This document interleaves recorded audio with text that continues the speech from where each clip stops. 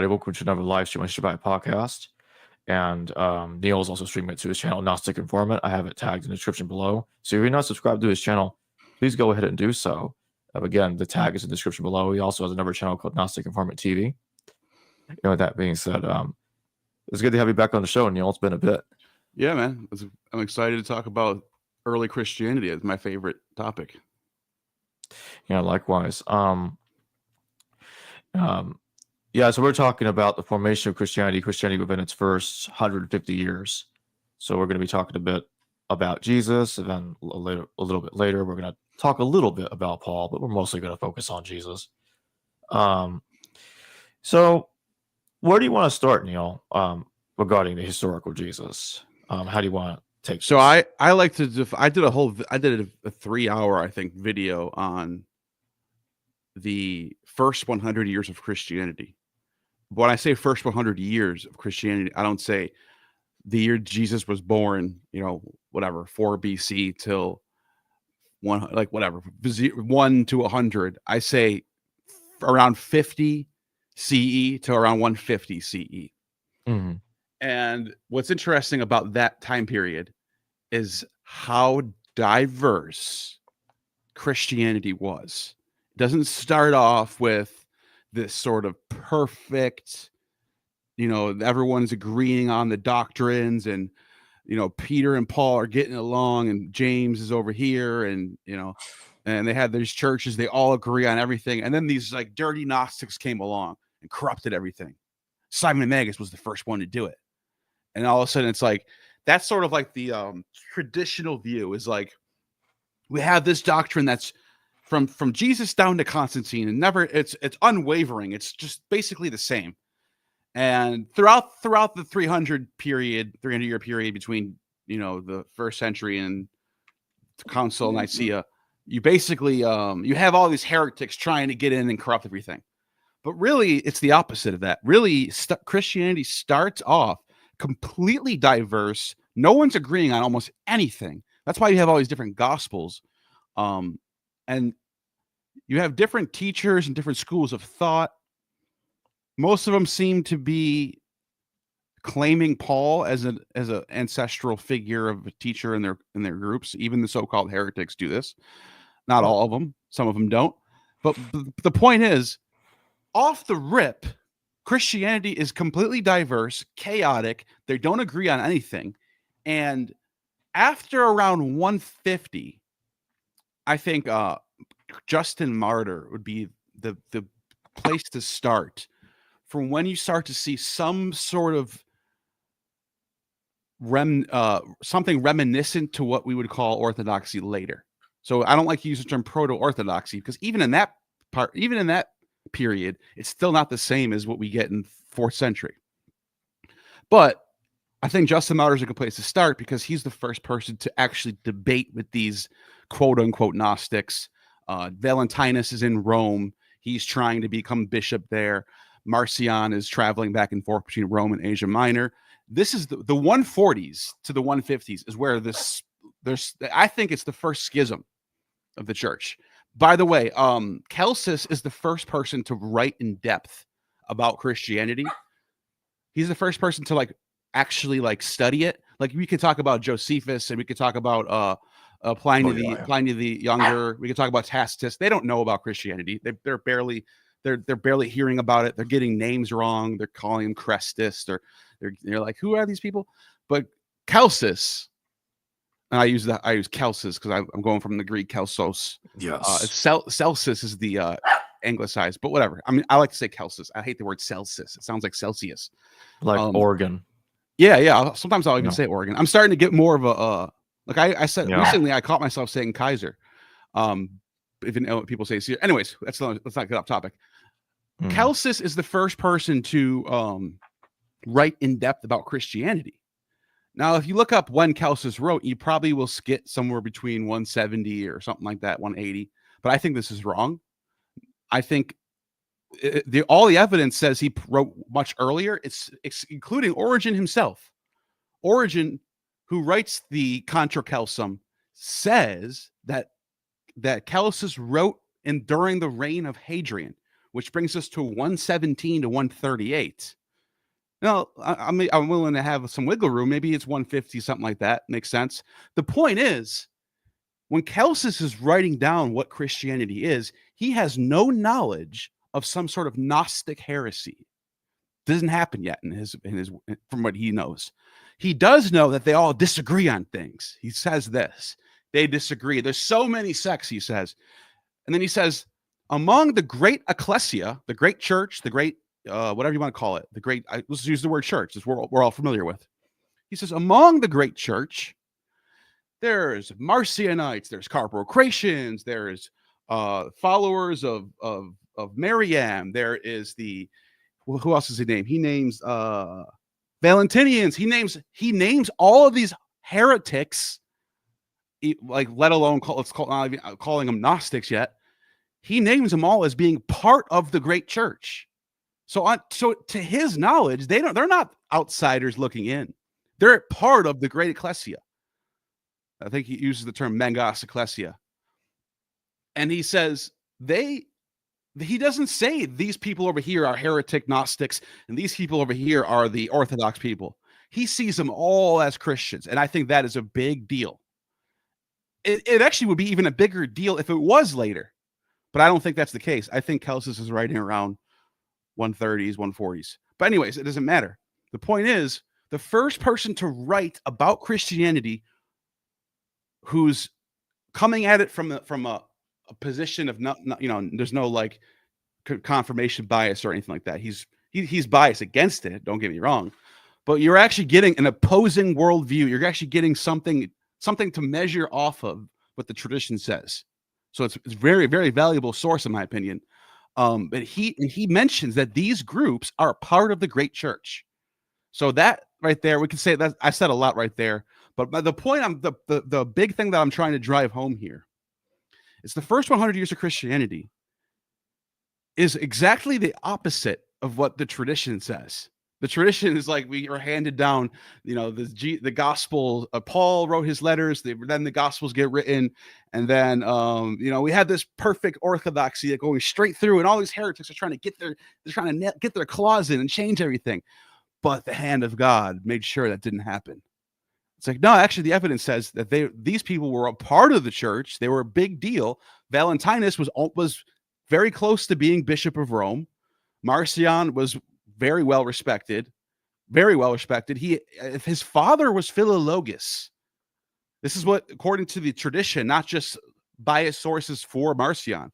People who hate Marcion say this, that his father was Philologus. Philologus is one of the 70 disciples of Jesus, according to Orthodoxy. The Carpocratians were well respected down in Alexandria. The Basilidians were super respected. I mean, we probably got our Epiphany Festival because of them. So I just want people to realize these so-called heretics and Gnostics and people who are, it's even if we get into the Gospels, some of these Gnostic Gospels, what are we measuring when we say these ones are wrong and these ones are correct? Based off what? Based off because we have 3 synoptics and a 4th John, and we're going to measure it off of that. How do we know those are do you understand what I'm saying? Like, what are we using to measure that the synoptics are correct and, I don't know, Proto-Evangelion of James is wrong? The first person to actually condemn the Proto-Evangelion of James is like in the 5th century. One of the popes did. Before that was extremely popular, and it was not considered Gnostic at all. I don't even think today it's considered Gnostic. It's just an extra gospel. It's dated to the first half of the 2nd century, somewhere between 120 and 150. So it's very early. It's basically contemporaneous with Luke or John at that point. We're talking early, we're talking first quarter of the 2nd century. So with all that being said, I want to let you talk. My point is, early on, the doctrines are widespread. They don't agree on everything. There's a widespread different opinions on things, on who Jesus was, what he even said, what the gospel should be told as. All that stuff was not figured out until beginning in 150, And then by the time you get to the early third century, when you get to Origen and Hippolytus and Irenaeus, then you start to see, okay, those people are heretics. And then you start to see a divide, and it's clear.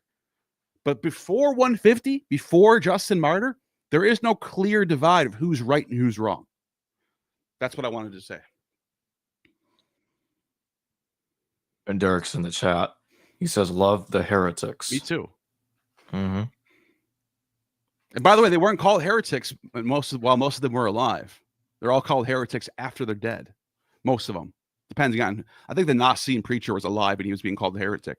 Yeah, he's a little bit later. But for the most part, the major, like Basilides is a major heretic written about by Hippolytus and Irenaeus. Marcion's a major heretic. Simon Magus, obviously. Valentinus, Marcus Magus. Who else? Saturnius. Those guys were major heretics. A lot of those names I just mentioned lived in the first century. Saturnius lived in the first century. Simon lived in the first century. Basilides lived in the end of the first century. He started becoming a teacher in Alexandria at the early second century. We're talking early. They didn't come later and try changing things. They were there in the beginning.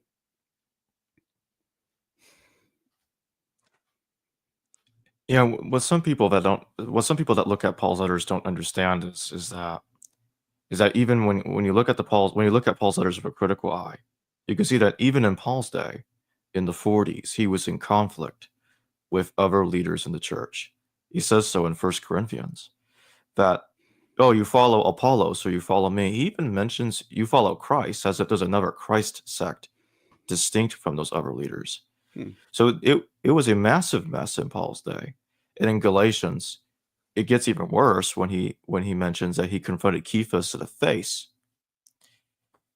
And they were having an argument over should Gentiles be circumcised or not, because Cephas got up when a group of Gentiles approached and they sat down. And Cephas got up and walked away from them because they were not circumcised. And this really angered Paul, and he confronts Cephas to the face. And so obviously circumcision is also another major issue, at least for Paul in Galatians, because he does not think circumcision is necessary. That's another thing. It's another thing too, is that Christianity, another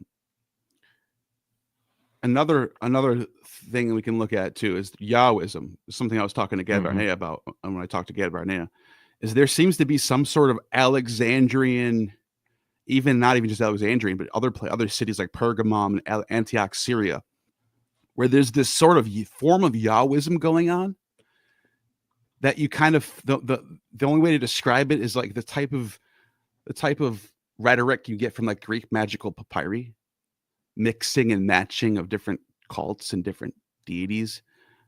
Christianity, with its sort of opposition to circumcision, opposition to the Mosaic codes, makes me think that it's more likely that it came out of that tradition than it does coming out of like something like the Essenes or the Pharisees.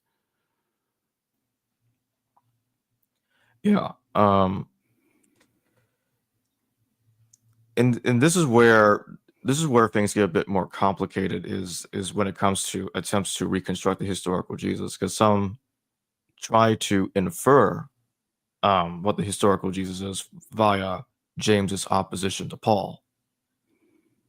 But usually, or not usually, but sometimes at least, the assumption would be that Jesus is completely Torah orthodox and probably didn't have much Hellenistic influence upon him. But the more I look at it, I'm thinking, what I'm saying is, what guarantee is there that Hellenism did not influence a historical Jesus? I don't think there's any way of avoiding that it did. You're right. And when it would go ahead. I'm sorry. Go ahead. I was just going to say, then the debate would be, to what degree was Jesus influenced by Hellenism? That's a good question. It's a really good question, because we already see at that point in time how much Hellenism is influencing Jewish thinkers like Philo, Aristobulus, some of these Alexandria, like Pseudepigrapha is a really good text to get this. Yes. This is, if you're really into, I think I've said this a million times on my channel, but maybe your channel. If you're into late Judaism, early Christianity, you want to get this. Like I actually just flipped to it by chance. Aristobulus, see it? Aristobulus is this, supposedly he's called the teacher of Philo. I don't know if that's true. It says right here, one can learn from it that's said by Philo. Anyways, they credit him as being the teacher of Philo. I think he lived a little too early to be that. I think there might have been a gap in between. Maybe he was a teacher of Philo or something along those lines. But you can see how culturally aligned they are. They're writing in Greek. They're influenced by Plato, big time. They both love Plato. They call who is Plato? But it's just a Greek Moses, basically. They both make arguments that Plato was influenced by Moses, even though that's nearly impossible. I'm not going to say impossible, but it's nearly impossible for not a single person to mention Moses in any sources.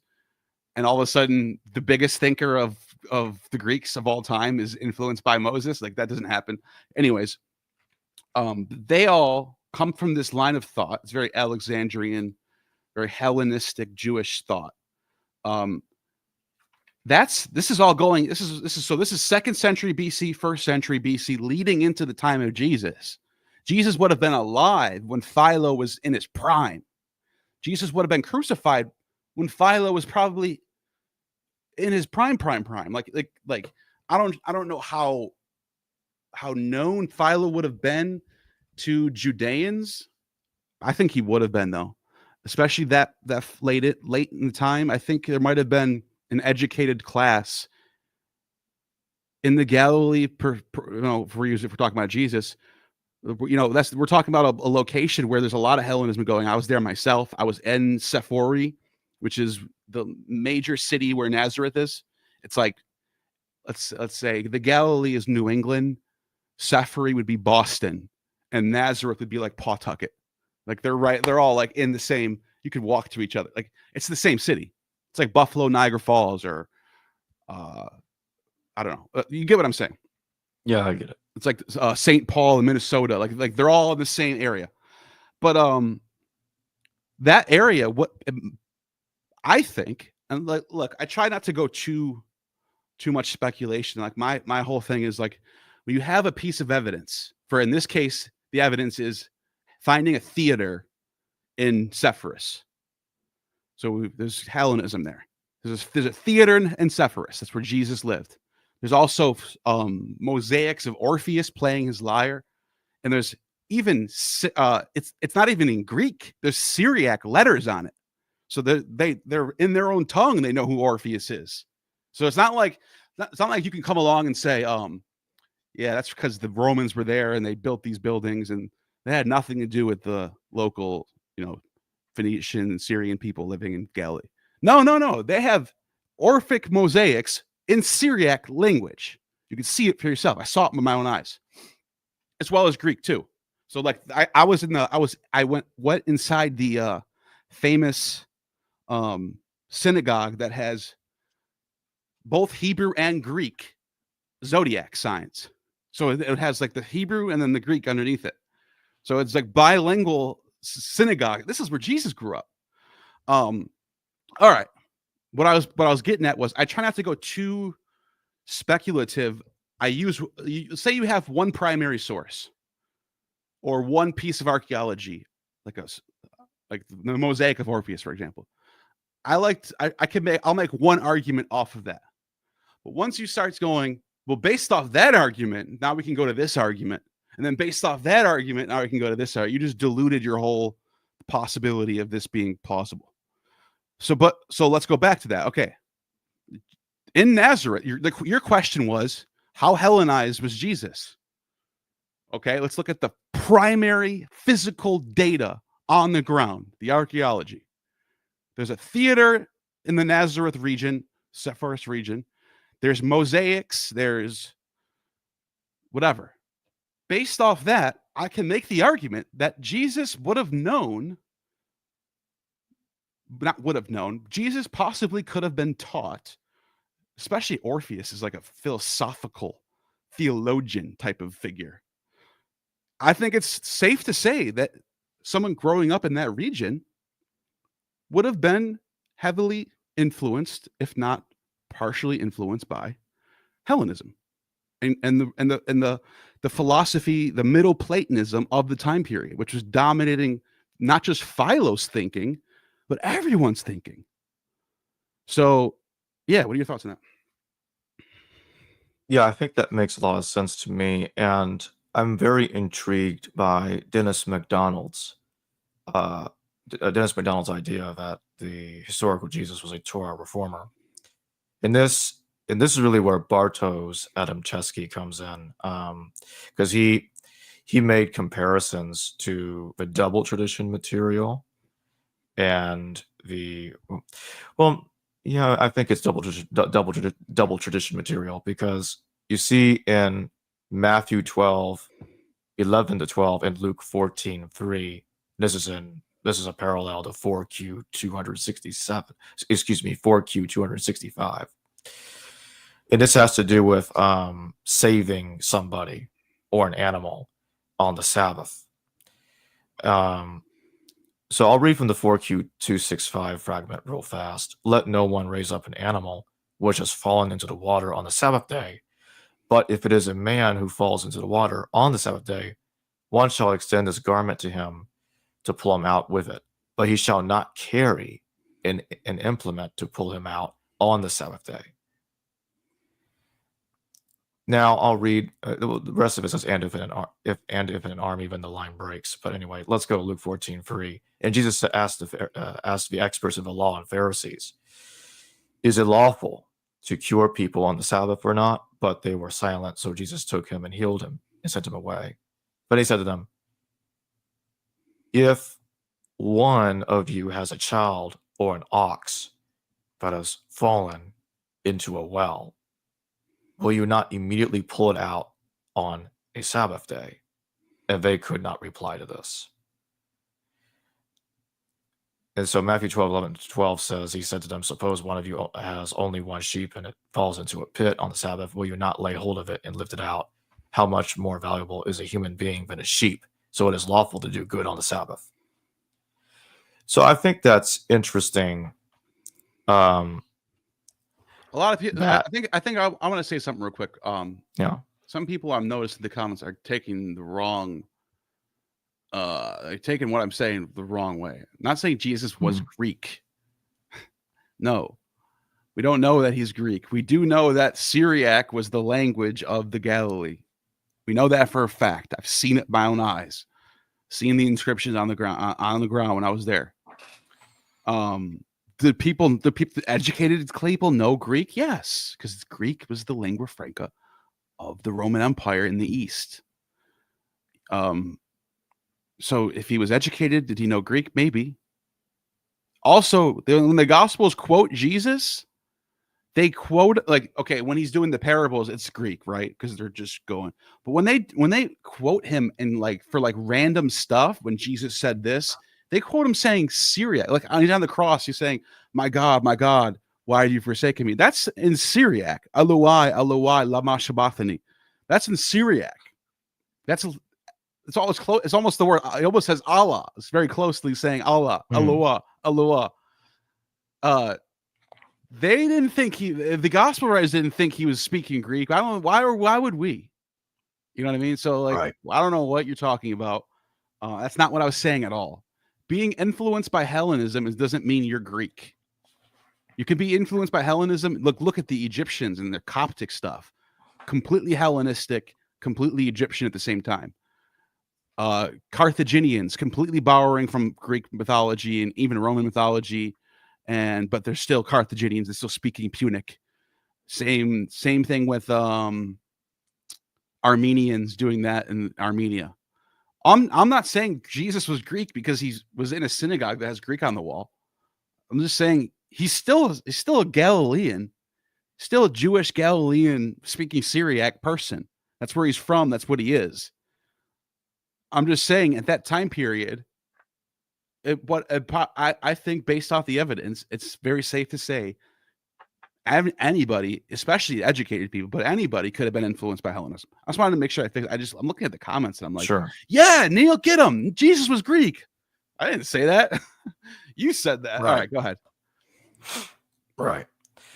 So the point that I was making a moment ago is that I think what I just quoted earlier is it could be used as an argument that the historical Jesus was a Torah reformer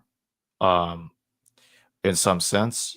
But then you also have to deal with the issue that obviously the Gospels are also engaged deeply in Homeric imitation. And not just imitation of Homeric literature, but other kinds of Greco-Roman literature. Right. Like Jesus walking on water is like Orion walking on water. Or Jesus calming the storm is like Odysseus calming the storm. Stuff like that. And so obviously, I mean, Jesus didn't do those things. But we also see these parallels. Well, it's to the interesting. Dead Sea It's interesting Scrolls. that you mentioned him calming the storms, because Philo uses that same imagery for Caesar Augustus. And this is going to get into the whole anti-Roman, anti-Jewish thing. So I know we were going to get here. This is perfect for this. Oh, yeah. Because it's the question of, is Jesus anti? I hear this all the time. Yeah, he probably did. He exist? Probably existed. We know for sure he got crucified. Probably at the Passover. He probably was anti-Roman. Where did that come from? Probably was anti-Roman. And what does that even mean? Because Philo, you can make the case that Philo's anti-Roman. Philo writes a scathing report about Caligula and the evil and wickedness of Caligula. But then at the same time, he compares him to Augustus, who he says was calming the storms and brought peace to the world like a savior. He compares him to he compares him to Dionysus, the gift giving. He calls him the gift giver of like Bacchus, and he's the messenger like Mercury, and he's like bringing light to the world like Apollo. He's applying all this to Caesar Augustus. But so when you see Jesus being given the same sort of imagery, I'm thinking like the type of person that's writing the Gospels probably was influenced by Philo anyway, especially John with the Logos and all that, and the heavy borrowing from Greco-Roman philosophy of Middle Platonism and Neo-Pythagoreanism. I think the Trinity is in John. I do. I don't think that's a made up thing. I think there was an intention of a triad in John 1. That's a whole other topic. We can circle back to it later. The point is, the thing about Jesus being anti-Roman, I think that's a pointless, because everyone's anti-Roman and everyone's pro-Roman. It's like America right now. Liberals are anti-Trump. Does that mean they're anti-America? No, they're anti-Trump. Conservatives are anti Biden. Does that mean they're anti-America? They sacked the Capitol. They raided the Capitol. Are they anti-American? No. I think you have to be more specific when you say he was anti-Roman. What do you mean by that? Was he anti-Roman establishment of sort of like the sort of, I don't know. I'm saying, what do you mean by anti-Roman? That's what I want to know, because I think that's very simplistic, and you're taking a wide brush and just going anti-Roman. What does that even mean? You need to be way more specific about what that means, because everybody's anti-Roman and everyone's anti. And so okay. Does that make sense what I just said?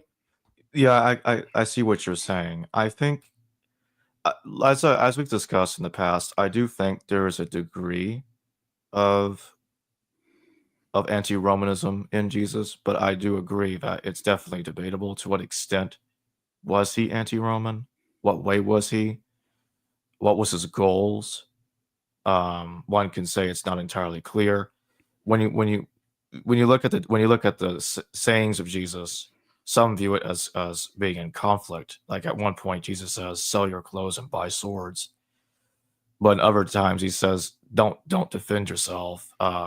If someone, I can't remember the exact saying right on top of my head, but if someone strikes you, don't do not resist, something like that. Um, and so and I think this might play a part in the imitation after Jesus' death, because Jesus is being made to look better than the emperors, the Greek Roman gods, stuff like that. Or he could walk on water like Orion does. He ascends like the emperors do. So he's conquered death. He's my Lord and my God in the Gospel of John, just like the emperors of Rome. And so they're ascribing a lot of stuff to him, and even the usage of gospel is, as we both know, is also ascribed to other types of literature, even to the emperors before Christianity. So they're taking terminologies, they're taking different stories and applying them to Jesus in one way or the other to make him superior to those things. Yeah. I think that's like, I think you could even say that about the Old Testament. It's a taking tropes from not just the Near East, but popular tropes that are in circulation around the Mediterranean world and Mesopotamia, and rewriting them for their audience. No different is the New Testament, where the tropes of different savior figures are being Jesus is competing with. So that's why you get all this imagery of Jesus being like the vine, or Jesus being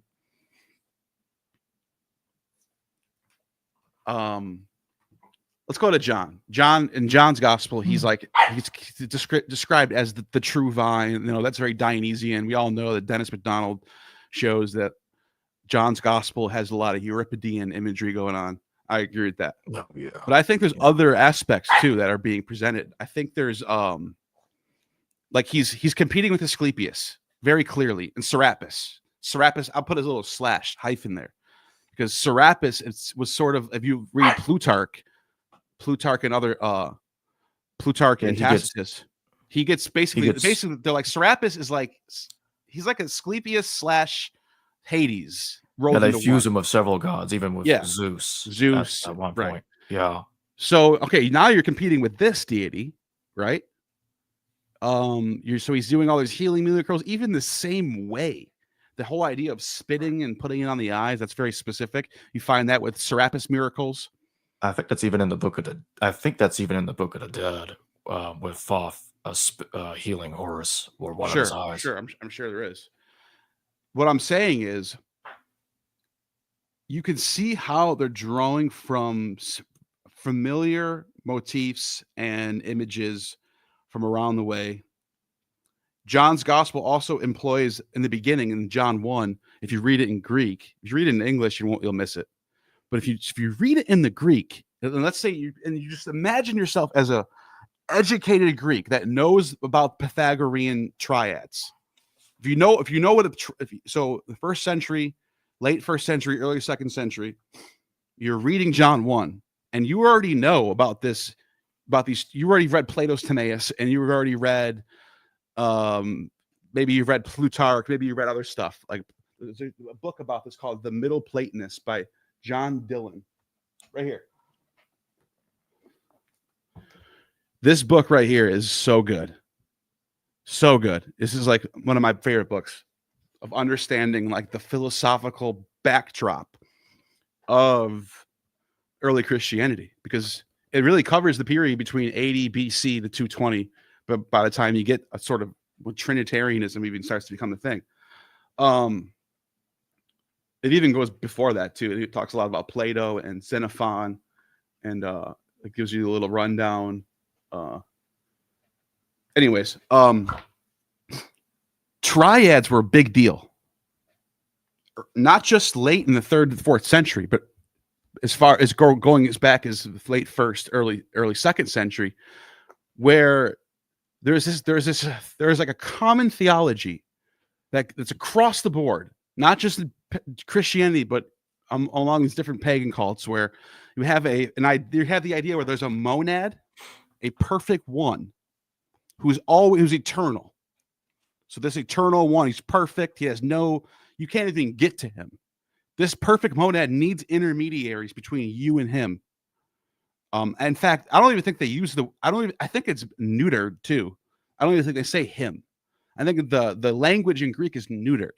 So I should say. You can't even get to it, this monos, or this hen in Greek, the one. That's what Plato calls it. But then these Pythagoreans come along and they start going, well, the one is extended and makes a dyad. And the dyad is Jupiter, they'll say. I'm giving you one example of this. There's other examples too. The dyad is Jupiter. They call it the indefinite dyad, Jupiter. And then you'll get like the Chaldean oracles, middle of the 2nd century. Julian Theurgus writes that. The triad is this like extended form of the monad. So you have these ideas of triads, gods being one, and then splitting into two, and then there's a middle spirit in between them, makes three. What does that sound like? It sounds like the Trinity, right? John 1 uses language very similar to what you get in the Septuagint Greek version of Genesis. So Zoe is the name of Eve in Greek. I don't know how many people know that here. It doesn't just transliterate Hava into Ewa. It does mention Ewa, but it also calls her Zoe. It calls her life in Greek. She's the life. It translates Hava into the Greek word Zoe. And then Adam is called the Anthropos. And if we actually look at, can I pull up John 1 real quick? Yeah. All right. Let's do this. John 1. Since you brought up Adam, yeah, I'll point out that I think the Gospel of Luke calls Adam the son of God in its genealogy, because it's pulling from Paul, because Paul says in his genuine letters that Jesus is the last Adam.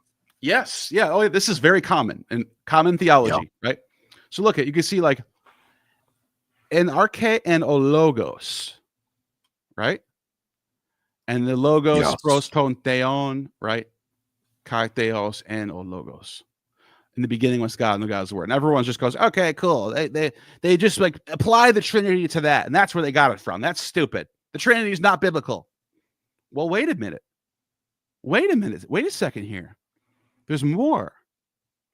The word they use over here, and they used to talk about the light, the kaitophos and scotia phine. This is also Genesis, the light shining in the darkness. That's Genesis.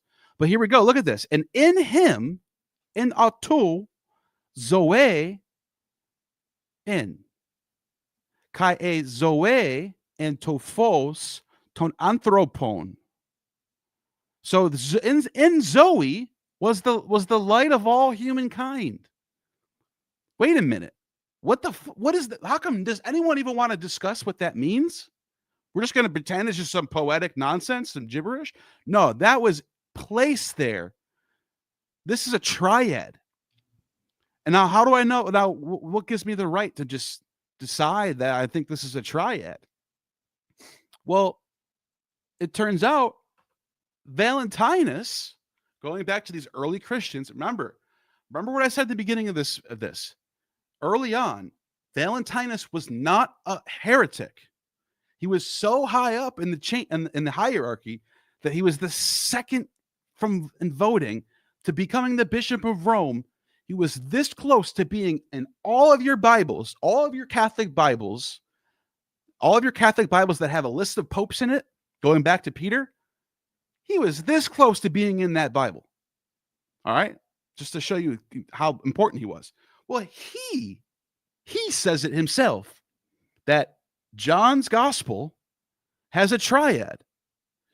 he says, you could read all this through the heretical text from Irenaeus and Hippolytus. They quote him. They say it's all in quotes and stuff. And he argues this. He argues that God is in the beginning with a logos. Who is this logo? What's this logos? It's this generative, creative spirit that is used to create everything. So it's Genesis. We're talking about Genesis here. John 1 is a retelling of Genesis using Middle Platonic philosophy. It's retelling you Genesis using Middle Platonism. Get this book. You'll learn all about triads in here. Next time someone tells you the Trinity isn't biblical, go, wait a minute. That's at least tell me that. And when they make these arguments, they never talk about the nuances. They just go, it's not in there. And I said so. Okay. Well, you said so. It's pretty stupid. Anyways, Valentinus says that the triad is logos, and Zoe, or anthropos, man, and ecclesia. So he's like, there's like a top layer and there's a bottom layer, but he calls it a triad. And by the way, the word Trinity is indifferent than a triad. The Greek word for Trinity is triados, triad. It's a triad. That's what they call it. They never made a different term up for this. This is not a different thing they're doing. Is it different in the fact that it has its own special by the time we get to the Council of Nicaea, is the Nicene Trinity different than a Pythagorean triad? Yes, of course it is. But they're drawing from the same philosophical soup, if that makes sense. And then guess what? On top of that, just if you didn't think that was convincing, Arius, or Arius, the founder of Arianism, he calls out the Trinitarians in his letter to the Pope around 325. It was right around the time of the Nicene Creed. I'm guessing probably in the 320s. And he writes to the Pope and he says, "You don't believe this Trinitarian crap, do you? They're a bunch of Valentinians." He calls them Valentinians. If that doesn't tell you what you like, if that's not enough for you, I don't know what to tell you. He's literally calling them Valentinians. And then on top of that, Hippolytus charges Valentinus of plagiarizing Pythagoras. He says Valentinus plagiarizes Pythagoras with all his Trinitarian nonsense, with all his triadic nonsense, which could be translated as Trinitarian nonsense. So triads, trinities was early. It's not a 3rd century invention. It was there with the Valentinians early on. And in fact, I can even pull up the Valentinian stuff if you want. Sure. But you could go ahead and speak while I'm looking that up. Yeah, I want to make a correction to something I said earlier. I stated that Luke 14:3 and Matthew 12:11-12 was probably double tradition because I couldn't remember for that moment, but it's not part of the double tradition, apparently. So I misremembered there. Okay. But yeah, it is definitely a Dead Sea Scroll parallel. Which one are you talking about again? Luke 14:3 and Matthew 12:11-12. Oh, okay. And they parallel 4Q 265.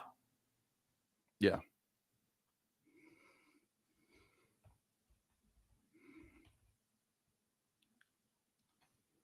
So here, let me show you this. I just pulled I'm using a translation from New Advent just because it's just quick and easy to find. I don't know if Loeb has Against Heresies. Actually, let me just see if it does.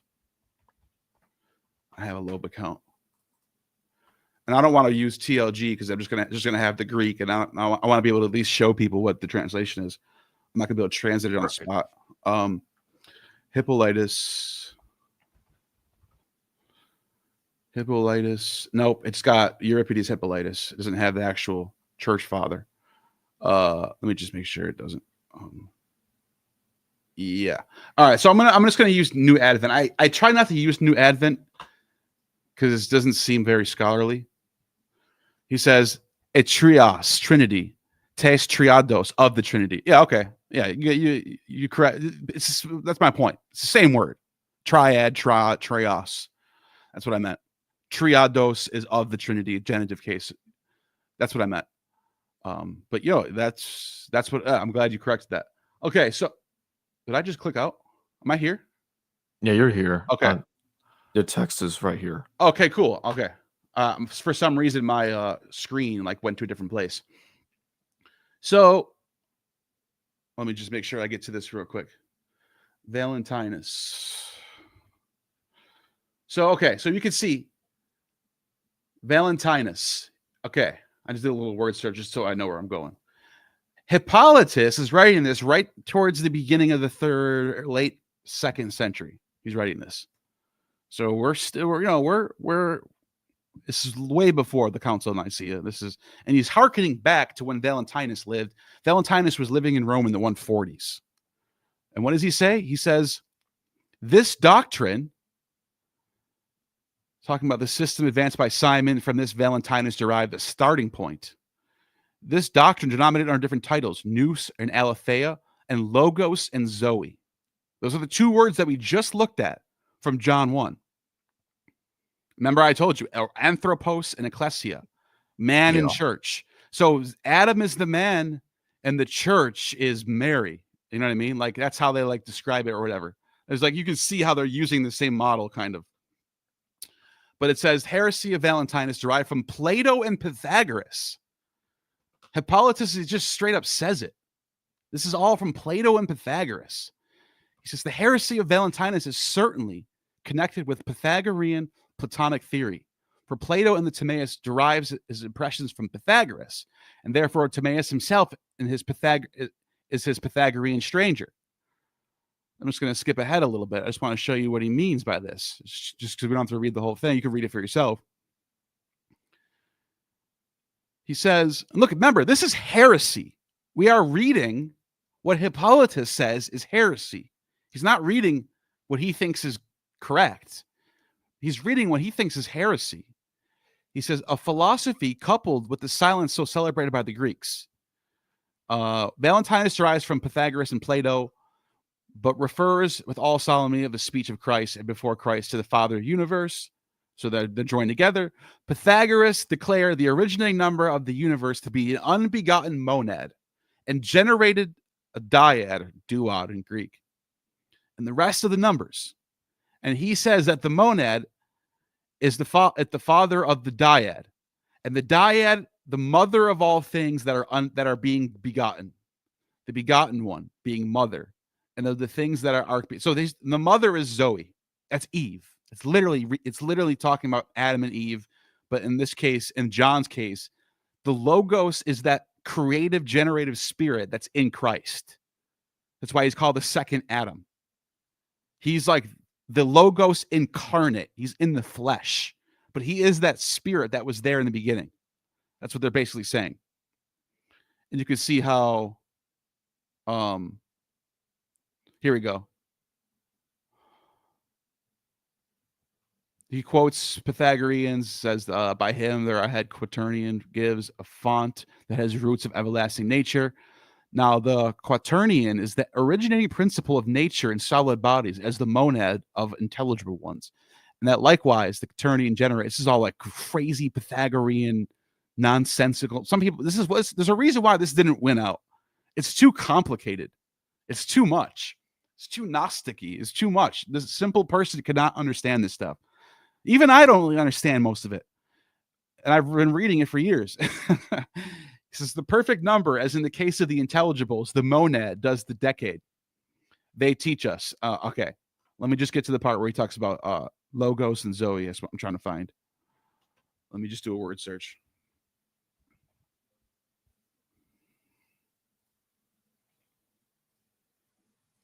Here we go. So they're in the same section talking about Valentinus, Platonic theory, blah, blah, blah, blah, blah. He says it down here. He says, nous and aletheia being projected from the Father, one capable of continuing generation, deriving existence from a productive being. Nous, that means mind in Greek. Himself, likewise, an imitation of the Father. So this is like a interchangeable with the Logos, the mind of God. Jesus has the mind of God. He literally has the mind of God. He can think like God. That's part of this doctrine. So he's a flesh incarnate version with the mind of God. That's crazy if you think about it. An imitation of the Father, projected Logos and Zoe. Now, where do you think he got that from? Other than John's gospel, right? We just went over this. Let me just pull up, if I may pull it back up one more time. Using cross Bible. I just want people to. I don't know if they grasped it the first time. So I'm gonna go back to John. Let me just put a little. Okay. I'm gonna turn this off for a second. All right, and I'm gonna pull up the Greek again. Bez's New Testament. I'm just gonna use the NIV. It doesn't really matter. It's not that they're not that big of differences really. So at least I don't think so. So by the way, Cross Bible is the website we're using. So definitely use this website and consider donating. See, I'm a paid member. This is like the best thing I use. I really do. I'm not even kidding. This is like, it's so easy to be able to just compare Bible versions side by side like this. All right. We were just showing you how Logos and Zoe was this heresy. Remember, all these Bible scholars say, "Oh, the Trinity is not in the Bible. Don't listen to the Trinitarians." It's a lot more nuanced than that. There's an argument to be made that the Trinity is in John, and here it is. The Logos is in the beginning with God. We just heard about the triads from the Pythagoreans, and the Platonists, and the Valentinians. And who's in this Zoe? Who's in this Logos? In him was Zoe. There it is, Zoe, right here. Zoe and Logos are in God. That's a triad. That's a Trinity. It's really not that crazy to say this is a Trinitarian. I don't have any reason that I would side with Orthodox Christianity. I don't care. In fact, I wish this wasn't true. I'm just telling you, this looks pretty clear. This looks like there isn't there. The question shouldn't be, is the Trinity something you can draw from in John? That's a yes. The question should be, did John intend this to be a Trinity? And I think you can make the case that he did. I'm not saying that you can prove that, but I think based on the fact that this is retelling Genesis, we know that he's retelling Genesis. Adam and Eve are a dyad. Eve literally splits from Adam's side. That's a dyad. So if you're applying Pythagorean Platonic models to this, you're going to get a Trinity out of it. You're going to get God creating a dyad, which is Adam and Eve, which split off into three. All right. So now I'm going to go back to what I was showing before, and then I'll finish off this thought. Sure. So with that being said, we just saw Logos and Zoe. And it says, and Logos and Zoe project anthropos, man, and church. Okay. And then he says, the tenet of the dyad made from the foundation of Valentinus' system of the emanation of ions. Logos himself also, and Zoe, saw that mind and Aletheia had celebrated the Father of the universe by a perfect number. And Logos himself, likewise with Zoe, wished to magnify their own father and mother, Nous and Aletheia. Since, however, Nous and Aletheia were begotten, did not possess paternal and perfect uncreatedness, Logos and Zoe do not glorify Nous, their father, with the perfect number, but far from it. See how confusing this shit is? I almost don't blame Justin Martyr and them for being like, guys, you guys are going crazy. You guys are going crazy with all this philosophy shit. Like, this is just like, this isn't going to get people to come to church. I'm just being real here. I like it. I like it. I think it's deep because it's philosophical. It brings us back to Plato and Pythagoras. It shows you there's some definite Hellenistic origins of Christianity. This is early on, but you can also see why it failed too. I just remembered that some scholars actually think those verses I was just talking about are in Q. So there's actually division in scholarship about if those verses are part of Q or not. Yeah, and who knows? so that's why that's what happened. That's what really happened. Now that actually takes me right into the next thing. Yeah. Because and this By the we're way, gonna get into the about Gospel of Q Thomas real now. quick. I don't have a problem with people coming up with hypothetical documents based on shared material from the Synoptic Gospels. That's how you reconstruct any text. That's how you reconstruct Socrates, by the way. We look at Plato's dialogues, we look at Xenophon's dialogues, we look at other sources that mention Socrates, and we see what's shared among them. And we go, Socrates probably believed this because so I don't have a problem with that. Once you established, I think Q says this, and then you use that as to say, therefore, my argument is based off Q is this, and then based on that, my argument is this. You can only go so far in that chain of thinking. I mean, we're obviously told that Socrates' text existed, so at least we're told that. So we know it has to be real. Well, but what's his name? Papias says that there's sayings of Jesus, so there's several of them. Yeah. I wouldn't doubt that there was. I'm just saying we can't know what it said based off just doing the Q methodology is great. I don't know who am I to disagree with it, but it doesn't mean that that's what it said. It's just saying we're likely, if we're going to come up with what he said, this is what likely he said based on the material that we have. But then what I see people do is they'll go, well, in Q it says this, so therefore I'm going to make this argument, and then based off that argument, this must be true. No, you can't do that. You can only argue what's in Q and then make one argument off that, and that's it. You can't use it to hang all these like arguments off. Sorry, but you get what I'm saying. I do. And some of that Q material is found in the Gospel of Thomas. I think I'm going to pull some of them up just real quick.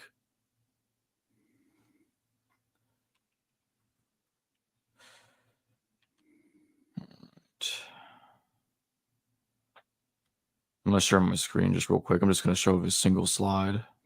Absolutely. Love Thomas. Yeah, so do I. So in verse 54, it says, Jesus said, congratulations to the poor, for to you belongs heaven's kingdom. Now, Matthew has blessed are the poor in spirit. Now, what's interesting is in Thomas, and this is agreed by Q scholars, that it would have said blessed are the poor. So it has the equivalent, congratulations to the poor, but it doesn't have Matthew's redaction in spirit. When you go to Luke, it has blessed are the poor without the in spirit part, but notice that it has kingdom of God instead of heaven's kingdom, which is in Thomas. Heaven's kingdom is in Matthew, or kingdom of heaven. So Matthew copies like half of it practically verbatim, and then adds in spirit in the middle, whereas Luke copies the other half of it verbatim while changing the other half that Matthew did not change. Matthew and Luke do that a lot when they copy Mark, actually. Well, they'll copy half a verse, the other guy copies the other half. And then you get the Thomas in 78, and he says, he's quoting Jesus having said, why have you come out to the countryside to see a reed shaken by the wind and to see a person dressed in soft clothes, like your rulers and your powerful ones? They are dressed in soft clothes and they cannot understand truth. In Matthew 11:8, it says, why then did you go out to see a man clothed in the soft raiment? Behold, those who wear soft raiment are in kings' houses. Then Luke 7:25 says, what then did you go out to see? A man clothed in soft clothing? Behold, those who are gorgeously apparelled and live in luxury are in king's courts. And so Thomas is not necessarily an equivalent to Q, obviously, because it only has about somewhere around, I don't remember the exact number right now, but somewhere between 30 to 40, I think, of the Q sayings that are supposed to be in the Q document. And so what I'm going to do now is I'm going to, let me see. I'm going to X this out of this real quick and pull up one more slide. And this is, oh, here it is. I got it. And this is from John Dominic Crossan's book. I got a super chat on my end. Yeah, I'm going to take that. Oh, yeah, I'll take that. You can see that? Okay. I can put it up on the screen. No, it's no right. Yeah. After I talk about this. So John Dominic Crossan makes a good point here, and he says, but what if one objects that Thomas has simply copied Luke? That will not work. One would have at least to argue that Thomas took the third person, the poor, from Matthew, then the second person, yours, from Luke, and returned to Matthew for the final kingdom of heaven. It might be simpler to suggest that Thomas was mentally unstable. Those two reasons convince me that the tradition in Thomas is independent of the intercanonical Gospels. But of course, this working hypothesis will have to be tested in every single case to be considered. So the way I look at it is, I agree with Dom for the most part here. I think it would be strange for Thomas to be picking pieces of Matthew and Luke. But at the same time, Matthew and Luke could have been copying Thomas, theoretically, in a very similar way that they were copying Mark. Well, one copies half the verse, the other one copies the other half, and the other one embellishes a little bit, and the other one does too, and that's it. I don't think that's hard to believe. In this case, Thomas would be serving. We don't have the full Greek, though. We only have the full Coptic. If I'm not mistaken, I could be wrong on this. I'm jumping over a cliff right now, guessing. Does anyone know? Because if that's the case, I'm basically saying the Coptic version, we don't know what was changed, or if it was a perfect translation or not, or if there was something changed or something different about it. You know what I mean? Because that could happen. We don't know what the scribe was trying to do, if he was trying to give us what was. All I'm saying is, I know there's fragments of the Greek Thomas in circulation. Do we have the full Thomas? Well, I'm not going to say I'm certain right now because I don't remember. I think we do. I'm going to tentatively say I think. Well, I don't recall. My understanding is there's 3 or 4 fragments of Gospel of Thomas in Greek that we had for a long time. Yes, then when we found the Coptic one, they realized what those fragments were. The other ones were fragments of Thomas. Yes, but that means we don't have the original Greek. We just have the full Coptic and fragments of the original Greek. I think there's some big variants in those too. But my point is, there could have been major drastic changes in the somewhat Coptic community because this Coptic community of Christianity. Yeah.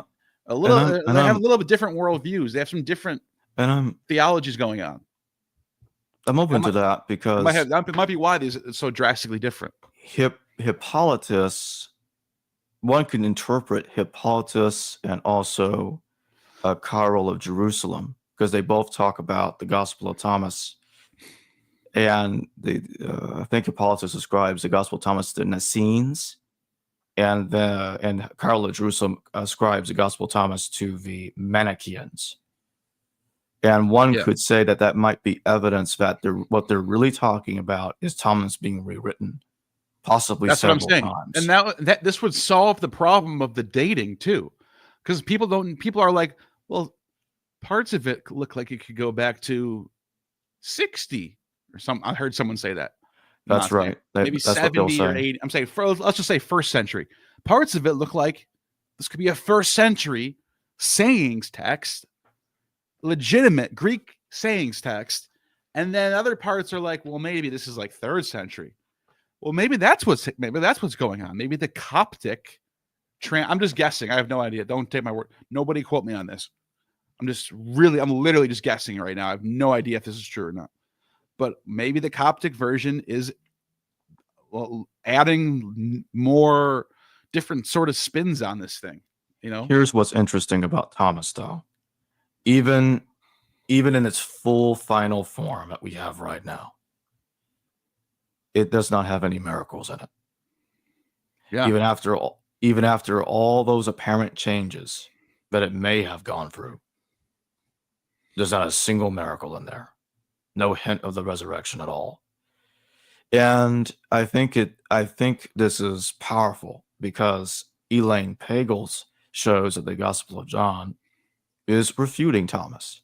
Because in Thomas, it basically says something like Jesus is it says everybody is the light. Everybody can find their own light. Everybody can find their own way to God. And in the Gospel of John, only Jesus is the way to God. Only Jesus is the light. So Jesus' importance is elevated significantly above everyone else in John, in contrast to what you see in Thomas. And of course, John attacks Thomas in John chapter 20 and portrays him as the doubting Thomas, because I think that's another reason why. That's another reason why this, to me, this must be early. Yes, because you get this doubting Thomas character that seems to be responding to the Gospel of Thomas, right? It seems to be responding to this sort of this idea where there's this idea of flesh being important, the fleshly return. That seems to be a later, higher Christology, a later adaptation, a later theology to Christianity that wasn't there in the late first century. It seems to be coming along as time progresses. So Thomas seems to be early in its theology, if that makes sense. Oh, absolutely. And when you get to, I think it's in saying 10 in Thomas, but it's fair. It, one way or the other, it talks about, in which the disciples asked Jesus, hey, who are we to look to lead us when you depart this world? And Jesus told them, look to James, for whose sake the entire earth, heavens and earth. I think he said heavens and earth. I'm gonna look at the actual text real quick so I don't get confused. I'll just read it. Jesus, let's see. By the way, nope, I was off by a couple of numbers. It's in 12 and 11. What were you about to say, Neil? Well, while you were looking that up, I was going to say, I think it's Irenaeus who says that. I'm trying to think who oh no, Hippolytus, the same guy as before, same guy I was talking about. Hippolytus, when he talks about the Naescenes, who are literally pagan Christians, that's like the best way to describe them. Like they literally worship Adonis and Attis and Dionysus as Jesus. Like, I'm not kidding. He says that they read the Gospel of Thomas. I have the quote right here. Hippolytus, Reputation of Heresy, Book 5, Chapter 7:20. The Naescenes speak of a nature which is both hidden and revealed at the same time, and which they call the thought for a kingdom of heaven, which is in a human being. They transmit a tradition concerning this in the gospel entitled According to Thomas, which states expressly, by the way, so that means this has to even be middle of the 2nd century at least. Okay. The one who seeks me will find me in children of 7 years and older. For there, hidden in the 14th ion, I am revealed. There's a lot of weird shit like that in Thomas. That's whatever Greek version he had says that. I don't even know if that's in the Coptic one, what I just said. I think I'm going to go check because now I'm curious because I'm going to be doing a video on these different fragments of the Gospel of Thomas and comparing them. Yeah. Because I want to take a real good look at all that and see what happens. This person Robinson writes in an article. Robinson writes, this appears to be a reference to saying four of Thomas, although the wording differs significantly as translated by Thomas Lambden, saying for. Jesus says, the man old in days will not hesitate to ask a small child, 7 days old, about the place of life, and he will live. For many who are first will become last, and they will become one and the same. So this goes back to my point of like, what was the original Greek like? Is the Coptic one that we have? Is it staying true to this original older Greek version that Hippolytus is writing about at the end of the 2nd century? You know what I mean? Right. Yeah, it's a great question. Absolutely. Absolutely great question. And also Okay. the fact that it's central to the Naescenes is really crazy to me, because then later the Manichaeans, apparently. The Naescenes are this Ophites group. They're literally it's the Hebrew name. It's that Ophite would be the Greek way to say Naescenes. Nos is serpent in Hebrew. Ophite means serpent, so serpent people or whatever. So this is the same group. It's these like Alexandrian Pergamon people. They don't give a shit about Moses, and Moses is part of their theology. I shouldn't say that. They do care about Moses. They're totally rewriting Moses, though. Moses is a magus holding a serpent up in the wilderness. This is what they say too. Just as Moses lifted up the serpent, so the Son of Man. But they don't care about like dietary laws or the temple or the Ark of the Covenant. They apply, I'm using the word pagan for the lack of a better term, pagan traditions to Jesus. One of the things Hippolytus even says is that the Nicene preacher, who's unnamed, he tells his followers to go and enjoy the Hilaria festival. This is what I wanted to talk about, because we're going to get into the historical Jesus in 1 second. All right. Yeah. But let me detour us until we get there. The Nicene preacher says he tells his followers to go to the Hilaria festival, which is this death and resurrection festival for the god Attis that was celebrated in Rome. They also had their own version in Egypt for Osiris, called the Hilaria, same thing. He tells his followers to go and watch the Hilaria because you will see the mystery of Christ in the mystery of Attis. That's early on, too. This is an early Christian doctrine. We're talking about Hellenism. Now, the reason why I brought that up as far as historical Jesus goes, from what I've been researching when this Hilaria, ever since the Danny Jones podcast, I've really wanted to know, when did this Hilaria festival start? Because here's why. The Hilaria festival takes place at the last week of March during the spring equinox, which corresponds to Nisan 14. It does. It lines up. The Nisan 14 is the first full moon of the year on the Hebrew calendar. Always. It's a lunar calendar. They start off the new year on a new moon. 14 days later, you got a full moon in the sky. Nisan 14. The Romans started a new calendar, a solar calendar, lunar solar calendar.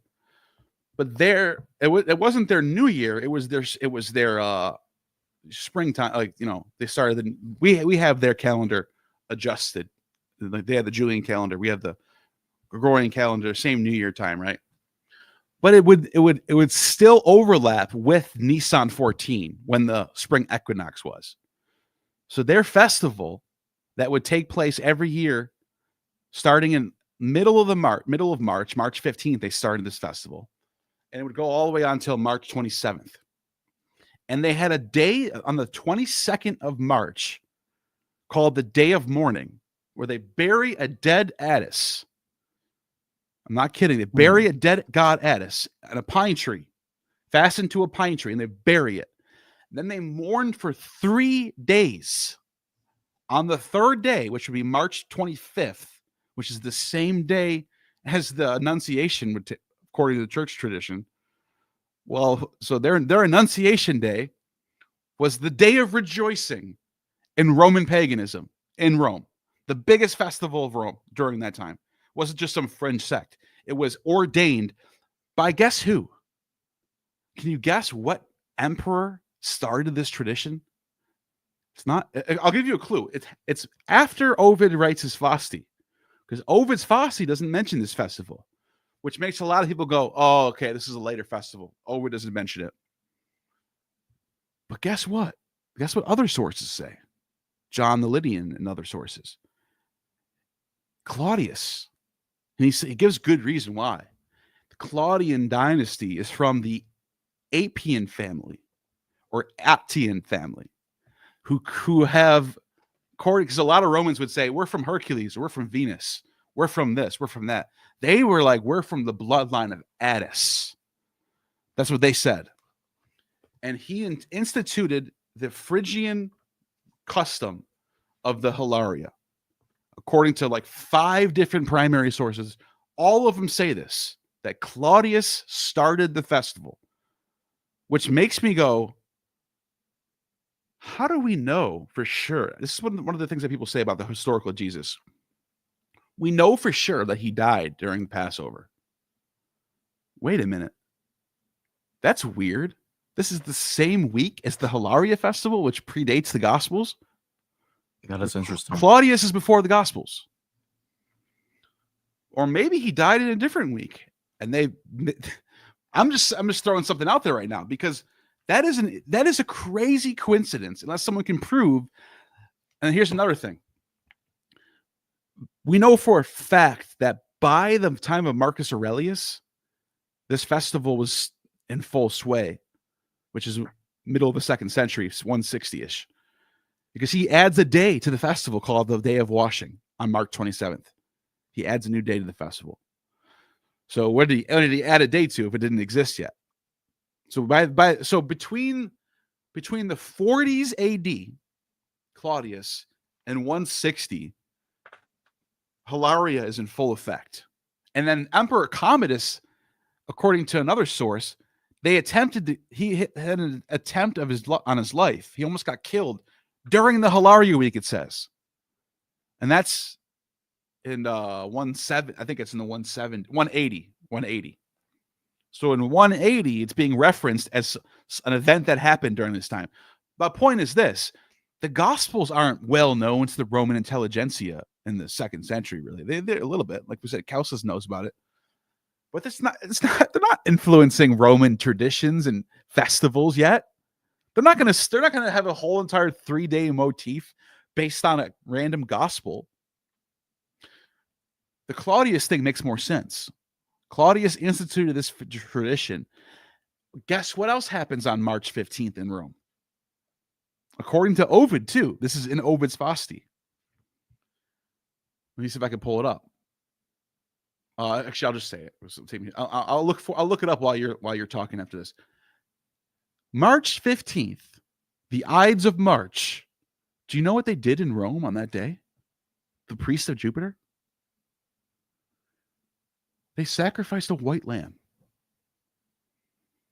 So there's a lot of things happening during this time of the year with sacrifices and lambs, and seems more like this is a tradition that's not just in Passover lamb, but like some sort of widespread tradition. We also know that the Assyrians sacrificed a lamb, 7 lambs. For 7 days during this week too, during their spring festival of Zakru. So something with some sort of Passover lamb thing is going on. And the fact that Jesus gets crucified on this very week makes me go, wait a minute. Are we sure that we know for sure he died during that week? Or what does Paul say? Guess what Paul says about Jesus' crucifixion? He doesn't say anything about Passover. Did you know that? Paul never says during the Passover Jesus was crucified. He doesn't give us any indication when he was crucified. How do we know that? How do we know this wasn't influenced by the broader traditions and culture?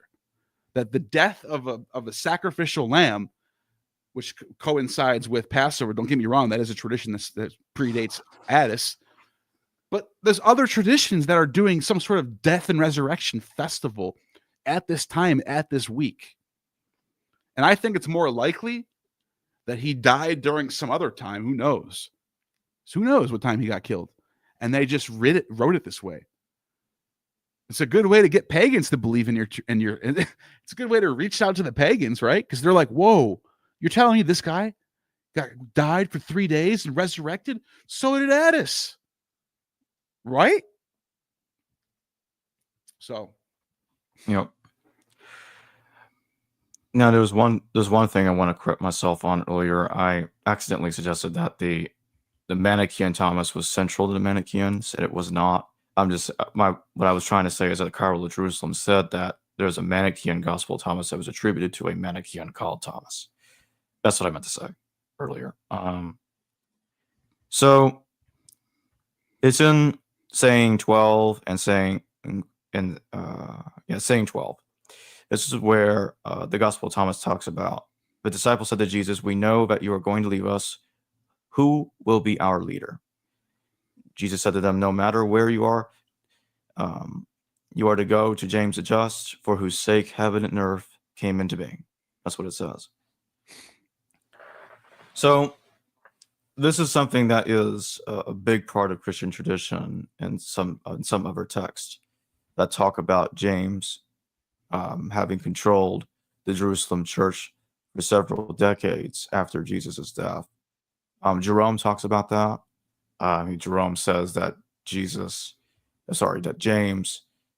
controlled the Jerusalem church for 30 years after Jesus. Now, I don't actually think that. Again, I think as I've discussed in previous videos, there is another James that's kind of influencing some of these other texts. The James in the first and second apocalypses of James. They talk about James, the son of Judah. Now, this James is different from the one that's Jesus' physical brother, because this one is referred to as the spiritual brother of Jesus, and it actually says that he's not materially the brother of Jesus. And that's why his father is called Judah, to distinguish him from Jesus, son of Joseph. And the destruction of Jerusalem is linked with that specific individual, because that James was supposed to have died within the same decade that the destruction of Jerusalem was supposed to have happened, because the destruction happened in the year 70 CE, and James was supposed to have died in the 60 CE, just like the one in Josephus does too. But I'm not going to get too much into that James stuff right now, as that's going to throw us off course. Let me show you something real quick. So I said I was going to look this up to show everybody from Ovid's Fasti. He's talking about what happened in the Ides of March. He says, there are days too on which people may lawfully be penned in the polling booths. There are also days that come around ever in a cycle of 9. The worship of Juno claims Ausonia's calends. On the Ides, a bigger white ewe lamb falls to Jupiter. The knowns but he's talking about a sacrifice of a white lamb happening on the Ides. Now, it's true that the Ides used to be lunar. So the Ides used to mean full moon. So before Julius Caesar, the Ides of March would have been the same exact day as Nisan 15. It would have been the same exact day. Roughly, it would have been, because it would have been the middle, it would have been the full moon of that month. So it would have been the same month, yeah. However, at this time, the Ides doesn't really mean anything anymore. It just means the 15th day. It just means middle of the month. But the word that word used to mean full moon. So there was a tradition of a white lamb being slain on the full moon of March. So I don't know. I'm just saying there's some sort of weird tradition about lambs being sacrificed at that time of the year. Anyways. Go ahead. Yeah. Wait a minute. We're about to say something else? No. I just wanted to make sure, because I said I was going to look it up and show everybody. Yeah. Let's take Magic Magazine Super Chat. Magic says, I'm happy to have a chat with you sometime about the Pythagorean monad system as related to early Christianity and Hermeticism. Go say that again. I was looking at something else. Magic Magazine said, I'm happy to have a chat with you sometime about the Pythagorean monad system as related to early Christianity and Hermeticism. Yeah, it's one of the most under talked about things, and it's so well cited and sourced. There's so much to say about it. Like I said, I mentioned this book by John Dillon. John Dillon, I mean, literally explains it better than anyone could about what is going on with these Platonic models of the Trinity, of the monad, of monism. What is monism? Monism is not monotheism. It's not the same thing. Monism has nothing to do with you worshiping one God. Monism is just saying that there's one source and there's gods underneath him that you can worship as daemons. So I've noticed this weird trend lately. The monist. We got to attack the monist. Why? What did the monist do? What did Pythagoras do? What did Orpheus do? I thought those are your heroes, your pagan heroes. They're all monist. Guess who else was a monist? Galen was a monist. Galen's a monist. Galen talks about the one. That's what everyone believed. Everybody just assumed that there was Plato's hen, the one. Plato's one. This one was so perfect and eternal and whatever that you don't even talk about it. You don't even worship it. You don't even do anything with it. It has nothing to do with you. You have to worship the intermediary daemons. So you have to set up a temple to Aphrodite, and Aphrodite will speak to the monad for you, or something like that. That's why Christ is like your intermediary divine being in between you and the Father. Just like that. So this idea that the Christians are monist, so are pagans, dude. I don't know what is going. I don't know. I'm getting ahead of myself. Anyways, people don't know what monism is anymore. They have no idea. They think it means monotheism. It doesn't. Yeah, and now that takes us full circle back to the historical Jesus. Like I was trying to imply earlier, reconstructing a historical Jesus around the simple, oh, he was crucified and his name was Jesus. He's just another guy. But beyond that, it's difficult, and you got to work around when the Gospels are imitating Greco-Roman literature and other kinds of literature. And like, okay, so that gets us off the ground and trying to at least narrow down what can't be historical by looking at that. And you remove all the imitation material, what are you left with? Well, one of the things you'd be left with is some of those Dead Sea Scroll parallels. There's some, but it's not a lot to work with compared to the amount of material that's going on with the Homeric imitation. And there's great debate among scholars about which sayings of Jesus in the New Testament are authentic. And not all scholars agree with each other about how much of the double tradition goes back to Jesus. It depends on who you ask. And it also comes down to which saying is more Jewish than another. But if it sounds Jewish, does that guarantee it's historical? Does that mean Jesus actually said it because it seems closer to Torah orthodoxy? No. It's not a guarantee. Although some act like it is, it's not that clear, unfortunately. So it just, the waters are very muddy there. They're very difficult to traverse. Oh yeah. If anyone thinks that we can like be sure of anything that any historical Jesus did or thought, I think you're mistaken. I think there's the evidence is so little for what there is about anything we can be sure of.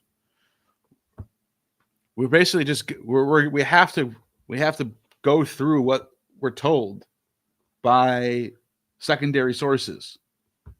And then so that makes me think, okay, the people who are carrying on the tradition, let's assume we're assuming that there's a Jesus who existed. The people who are going to carry on his tradition, are they going to be people who don't already subscribe to his ideas and they're just going to change it? Why? Why not just follow somebody else? Why not start your own tradition? It doesn't make any sense that the people like Paul, for example, or people like Basilides or Simon Magus or whoever, if those people who are a lot closer to the historical Jesus, who might know more about him through the sources that they have, they're going to be more likely. The people who are going to follow him are more likely to be the ones like him. It's just simple. That's just like basic. You're not going to get, oh, Jesus was this revolutionary, diehard, completely apocalyptic Jewish, basically like Judas Maccabees, like a 2.0. Okay. Then why does Paul and all these other people care about him and want to carry his message on if they have nothing to do with him? They completely disagree with him completely. And they're going to take him and hijack him and change his message. Then why even do it? Why would they want to credit him for their own ideas? It makes what's more likely is he's already like that. And they're carrying on his ideas because they like his ideas. That's an interesting take, because, and what I'm about to say about Paul is not the consensus view on Paul. At least not this part, not the parts of it that I'm about to talk about. There are a few scholars that believe that Paul is a relative of the Herods. There's a few reasons, and I'll go over each one just really fast. It's not a lot of information to go over. First, you have that reference to Paul being a relative of the Herods, or somebody called Herodian in Romans 16:11. Granted, there are other people called Herod outside of the family. It's not a name exclusive to them. In Romans 16:10, he says, "Greetings to the household of Aristobulus." Again, Aristobulus is a name of other people as well, not just people in the family. But what they'll point out is that it's interesting that Paul mentions Aristobulus immediately before mentioning that he is related to somebody called Herodian, because in the Herodian family, they use the name Aristobulus and Herod. They use both names. That was something they were known for. I would push back on that, because Aristobulus is a common Greek name. Very common Greek name. Yes, I just mentioned that. I just said it was a name of other people before. I just said that a second ago. I thought you were talking about Herod. I mean, they both are. Yes, what I'm saying is the Herods use both names in their family. Yeah, that's what I said. I didn't say that we're the only ones using it. Just to be clear. Now, Paul fled from King Aretas. This is 2 Corinthians 11:32-33. Now that I do know has puzzled scholars, and they have tried to come up with different explanations for what's going on there. Why is Paul fleeing from Aretas? What's Aretas' problem with Paul? And none of that's clear. There have been some speculation that's been attempted to try to figure out what is Paul talking about? Why is he fleeing from Aretas? Well, that's where the Herod theory has an advantage, because if you read Josephus, what happened while Herod Antipas insulted Aretas because he divorced Aretas. Okay, he wanted to marry his wife. Oh, sorry, his niece Herodias. He wanted to make Herodias his wife. When Phasaelus fled back to Aretas, and she told him, "Hey, it's like, hey, Dad, my Antipas wants to do his niece over me. He doesn't want anything to do with me. He's lusting for his niece." So Aretas gets really pissed and insulted over this, and he wants revenge over Antipas. And he didn't, if I remember, he doesn't seem to have any problem targeting other Herods either. So he was pretty pissed. At one point, he needed the Roman army to come in there to intervene. Hmm. The chronology is Paul fled from Aretas literally at the same time that happened. That's the consensus. Hmm. So if he's a Herodian, as Robert Eisenman thinks, Taylor Marshall thinks. Taylor Marshall's an apologist, by the way, a Christian apologist. And he thinks Paul's a Herodian.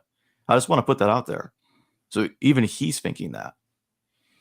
What do you think the what do you think that like? What's the implications of this? Like, okay, he's a Herodian. Well, I don't think there's.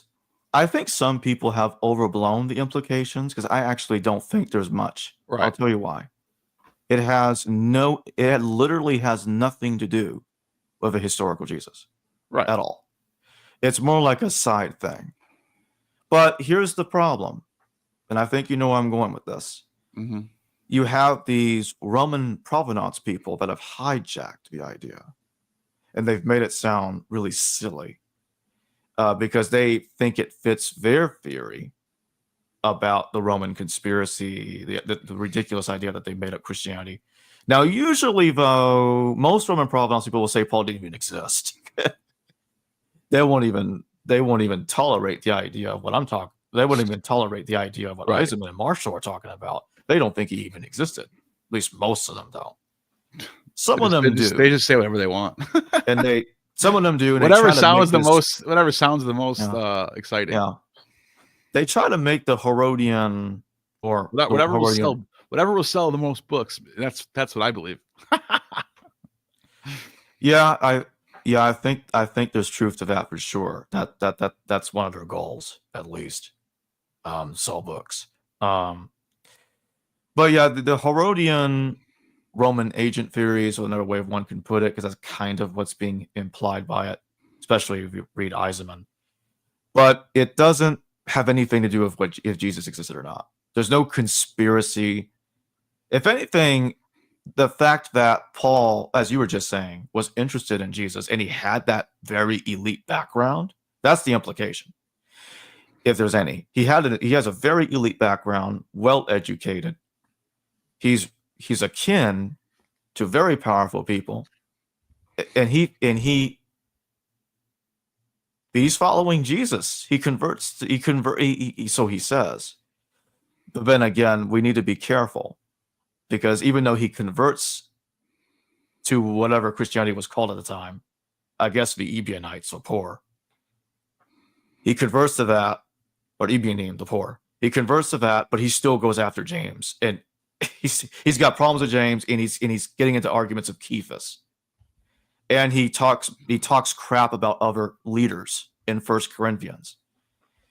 So Neil, what I want you to think about is, Paul says, don't follow other people's version of Jesus, follow mine.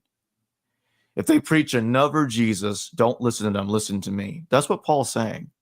So we need to keep that in mind. He knows he has a different version of Jesus from these other people that have a different interpretation of Jesus, as he outlines in 1 Corinthians.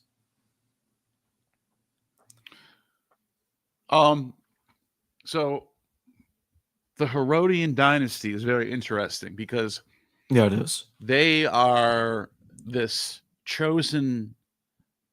I don't know how do I say this. They're chosen by the Caesars.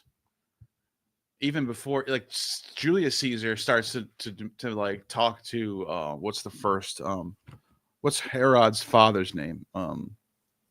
Whatever his name is, Herod. Are we talking about Herod the Great? Yeah, what's his father's name? I think it's Antipater. Yes, it is Antipater. Antipater. Caesar starts talking to Antipater, and he puts him in power. Basically, he says, "You're going to be my satrap, whatever the word. I think that's the right word, satrap. Yeah, I think that my is. Puppet Yeah, king. I'm familiar with that king. word. And you and your descendants are going to rule in Judea. It's a very important part of the Roman Empire. It's bordering the Parthians. It is extremely important as far as raising taxes goes. I was talking to what's his name about this that Josephus scholar, Steve Mason. Steve Mason, about this. Mm-hmm. How much of a gem the Jerusalem temple was to the Romans, as far as it's the only they figured out, like, every city has their own state cult, and some of them have multiple state cults. Go to Athens, you have 10 different cults, all in Athens, and and they all pay their taxes to Caesar, and but Jerusalem is taking in taxes from all of the neighboring lands of the Eastern Roman Empire, and it's all getting funneled into Jerusalem. And that's a very important thing for Caesars, for Augustus, for not just Augustus, Tiberius, and so forth. And so the Herods are put in position, a very powerful position in the Roman Empire. The Wailing Wall that you see, I was there myself. That was funded by Augustus. That wall, that the Herod's temple was funded by Rome. They built 2 temples, not just they didn't build that temple in Jerusalem. They also built 2 other temples to Augustus in Caesarea Philippi and or Caesarea, it says Caesarea, and in what else? Where else? And in Samaria. And so he's got Rome in the bank, if you will, and they're loyal, and they're definitely loyal, and you can see how the Herods are. They take care of. They're not like, I mean, they get portrayed as wicked and evil by the Christians, do like, you're like, oh, the slaughter of the innocents. But like, if you actually read, like, Josephus gives a really good rundown of who Herod the Great was, why he's called the Great, the things he did for Israel. He was a good king. He took care of his people, and he protected people, and he many building projects that were very beneficial to the people and all this stuff. But he also was extremely Hellenized. And you can see that there is this is a dynasty of Jewish, half Edomite, right? Isn't that they say? He's half Edomite, half Jewish, something like that. I think so. Yeah, I think it's like half Edomian. Yeah. Edomite, yeah. Yeah. Half Edomian, half Jewish dynasty. They're ruling as kings of Israel. And they're completely in connection with Rome. And so, yeah, my point is, if Paul is from that family, it makes somewhat sense that sort of explains his tendency his to money. it explains his tendency to not want to clash with Rome. He doesn't want Romans 13. Paul doesn't want to clash with Rome. Yeah. Romans 13, all governments are appointed by God. I did point out in the past that it does parallel Deuteronomy 32, because El Elyon, the Most High God, appointed a bunch of other gods to control nations. So I think Paul was talking about that. But at the same time, he was basically saying that, I don't got a problem with the governments either. So like he's talking about Deuteronomy I think, but he's also saying all governments. He means every government, not just Rome. Whoever is in control of Judea, he doesn't care who it is. You have to subjugate yourself to them, because God appointed them. That's the point he's making. So whoever controls Judea, doesn't matter when in history they do, whoever the hell it is, you have to obey them, because any defiance of them is insurrection against God. Right. That's what he says, basically. Yep. But yeah, it would explain where he gets all that money from, or why he's able to travel a lot all the time, write letters. He says he's a Roman citizen. Yeah. I mean, if you're a Herodian, you're probably a Roman citizen. And how did he get in touch with Erastus, the money man of Corinth? Like, where the hell did that guy come from? He's like, oh, Paul says some rando off the street, and Erastus is going to bother with him. I'm like, come on. There's something going on there. It's also another thing that gets missed is that he's from Tarsus. It's like, wait a minute, he's a Jew from Tarsus. Tarsus is like this port city, completely metropolitan city, where there's thriving Mithraic cults and Zoroastrians living there. He's from a city where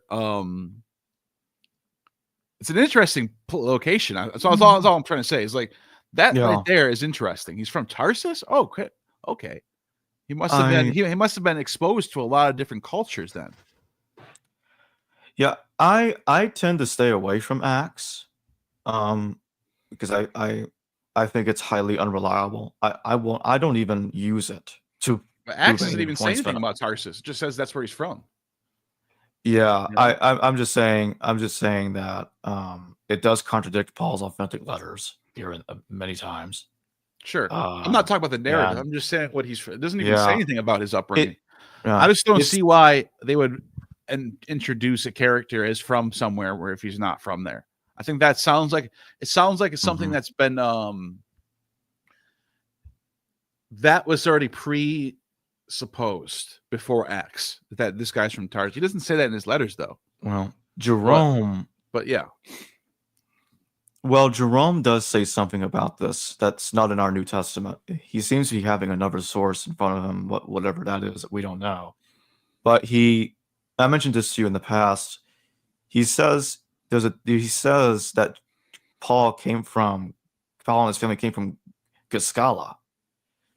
Now, here's where things really don't make sense with the historical Paul that we know, that we're talking about. Jerome says that after Giscala was taken by the Romans during some kind of war, I guess. Yeah, this is during the Jordan Revolt. Yeah, I know there's an argument. I think it was, Giscala was the first place where the revolt erupted. That's where Josephus fought, actually. Josephus was a general. Yeah. Josephus was a general in Giscala against Titus. So think about this, Neil. That's the location where it went down. And I want you to think about this. Yeah. This is where things get really problematic. After his family fled from Giscala to Tarsus, that's when they bring him under the tutelage of Gamaliel. I'm like, what? Gamaliel died in 52 of the Common Era. 18 years for destruction of the temple. Yeah, the war in Giscala was way after that. So in 70 AD. It happened in 69, 70 AD. So how is he? April 69. April. I just looked up April in 69 is when it happened. So how is he going? So how the hell is he going back in time? Unless there was two Gamaliels. I guess that's possible. I mean, it could be that.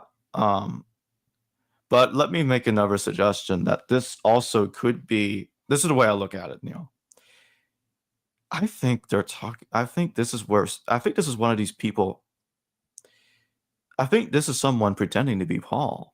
I don't think this is talking about the Paul of the letters, because the chronology is so problematic.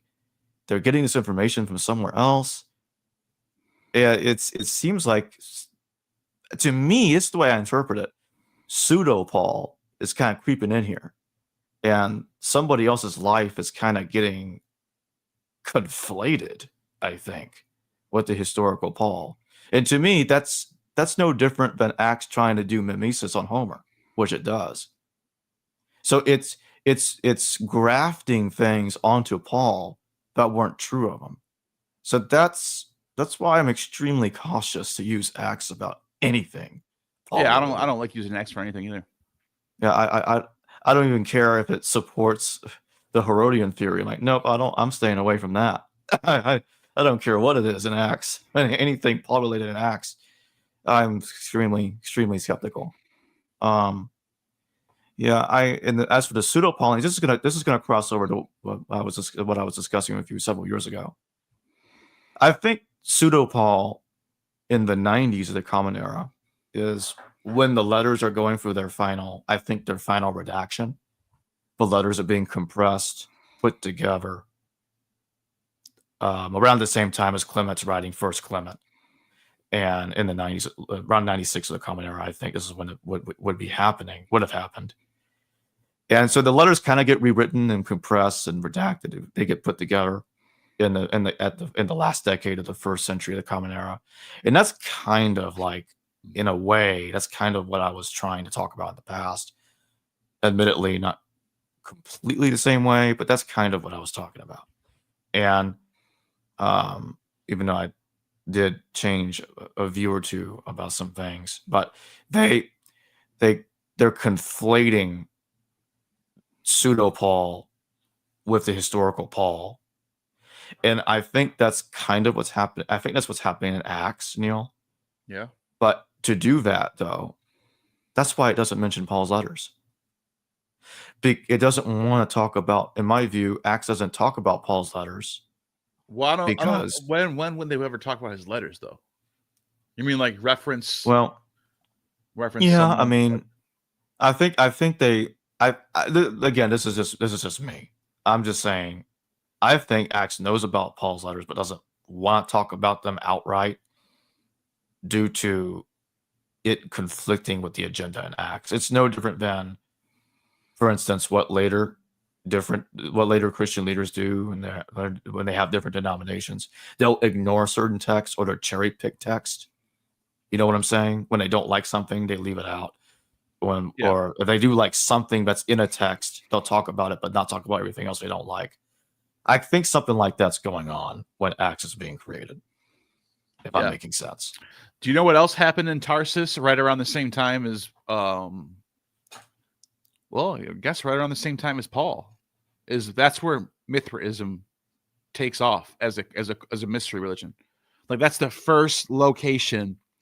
Plutarch mentions this. Plutarch says that during the reign of, or during the years of Pompey the Great, there were Cilician pirates right there in Tarsus in Cilicia, and they're worshippers of Mithras, he says.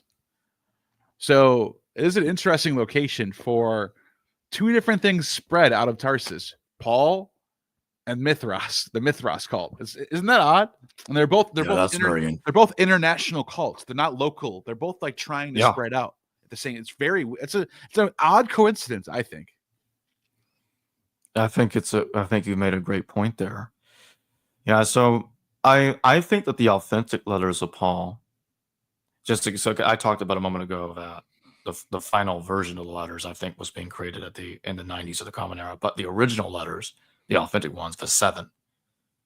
I do want to mention Frank Hughes and the late Bob Jewett. They got a book called The Corinthian Correspondence. It's a really good book. You want to go into the theory that First and Second Corinthians were originally 8 letters that were compressed down to 2. First Corinthians is 4 letters, and Second Corinthians is 4 letters, and they're compressed down to 2.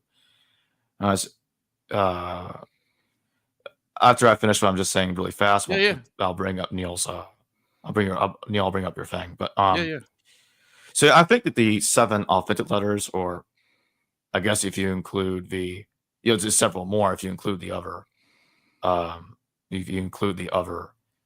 If you say First and Second Corinthians are like 4 and 4 letters, I think that's you come out to about 13.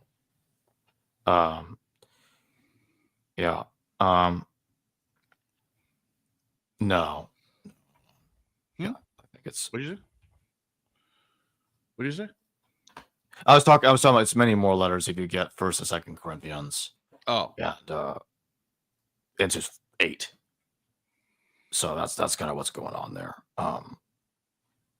It's 13 letters. So, but if you reject the compression theory of First and Second Corinthians when you're dealing with 7, but regardless, I think those letters are written from I think about 35 of the Common Era. That's just my dating of the text to 49. So that's the ballpark I put those letters in, the original letters. So I'll shut up now. What do we got going on here? Mithric stuff. This is a medallion. This is from Franz Kuhmann's book. It's from Tarsus. Just I just wanted to point out that you can see how they're pretty proud of their being the tradition that starts this cult that spreads all the way to England. Yeah. So, but yeah, there's a lot of So Mithras, as I mentioned, okay, so there's also an argument that it was originated by a group of Stoics from Tarsus that were sort of reorganizing the cult from the Persians and the Armenians that are worshiping Mithras over there in that region. But for Romans, it's a new religion based off the same Persian god, which is interesting. Paul of Tarsus, back to the Tarsus thing, right? Yeah. Is taking a new religion out of the Jewish tradition for Roman people. And then you have the same thing happening in Tarsus, where these Stoics, Paul's very much a Stoic too, actually, if you think about it.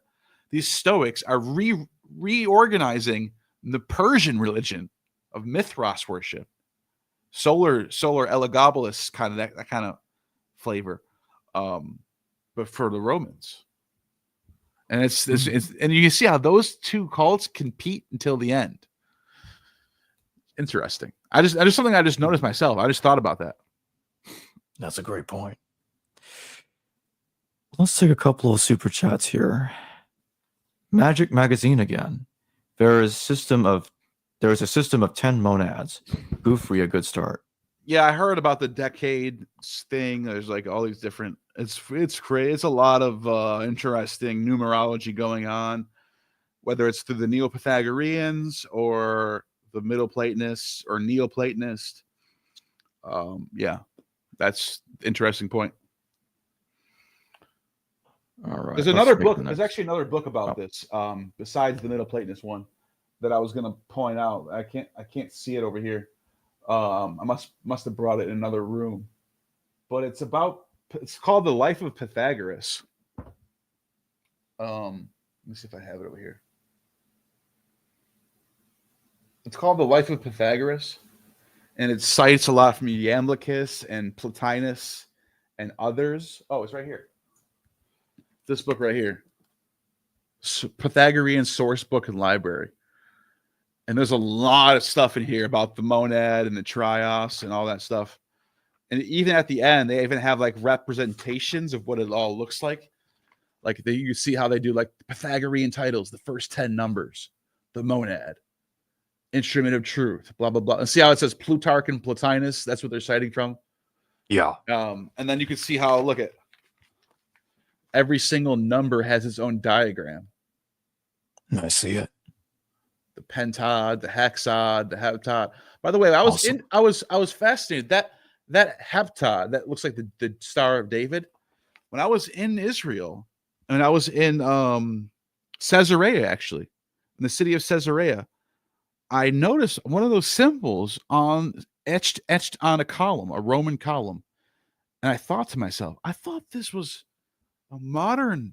I didn't know that Jews used this symbol. It was dated to like the 4th century, I think it was. It was like a early Byzantine era. And I think it was even before. I think there was one from like the 2nd century or something like that. But it was Roman, I know that. And I remember asking like James Tabor, and I asked some other people, like, what's going on with this?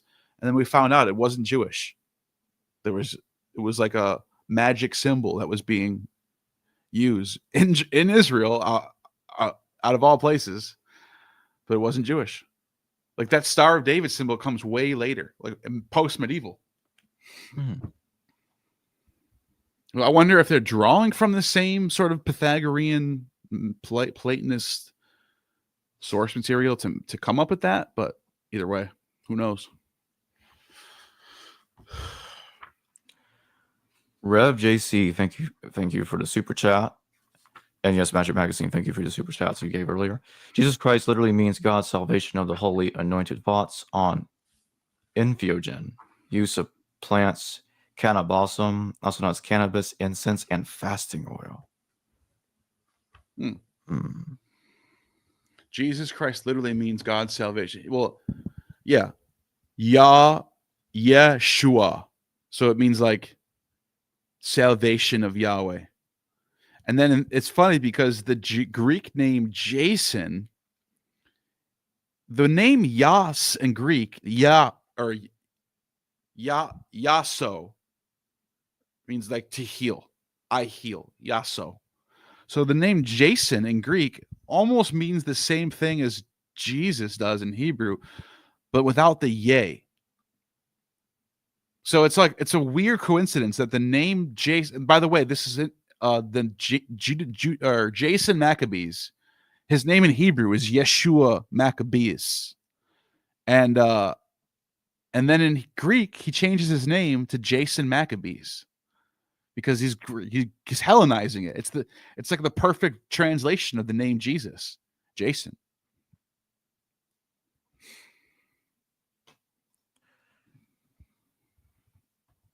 So that's it for super chats for now. I think we've been a good chat, right? Yeah, I think we've covered a lot of ground already. I think we're like a little over 2 hours in. Just to sum up, like one of the things that I wanted to sort of bring across is early. So I think one of the biggest misconceptions about Christianity in general is that there is a tradition from the mouth of Jesus passed down by Paul through the Gospels to the refutators of the 2nd century, Justin Martyr and Hippolytus and Irenaeus, and they're just standing strong against everyone trying to come in and change everything. And they're just keeping to it, right? And all the way through the 3rd and 4th century, and finally at the Council of Nicaea, they finally established the Trinity, and the rest is history. They established Easter, and then, and then later Christmas comes along, and whatever, 4th century or something like that. Or that's when they make it official. But when you look at the evidence says that Christianity started out completely like wild, wild west. All these different doctrines, all these different disagreements. No, it's a mess. It's a mess. That's what I wanted to get across, is that Absolutely. what you call this is another thing. I just saw 60 Minutes did a documentary yesterday. They just dropped a documentary, 60 Minutes, interviewing the Orthodox Church at Mount Athos. And they're just presupposing that this is the earliest church of all time. That this is the earliest church, the Greek Orthodox Church. This is the original church from Paul. Isn't that amazing? Wow, that's great. It's like many others try to make that claim. Yeah, it's like it's not. It's just not. You emerged from a war of ideologies, and you won. Great, cool. We can all agree on that. You're the orthodoxy now. Right? You're the Orthodox Church. You emerged in the 4th century. You also had to split off of the Catholic Church at some point because you were one entity for a while. So let's not forget about that point. But like the point is like it's all an evolution. It's not this clean thing that everyone thinks. And one last thing I'll mention, because I pretty much second everything you said there. I don't really have much to add. What I will say is, there is a baptismal trinity of sorts at the end of Matthew, where it says, I'll read it right now. It says,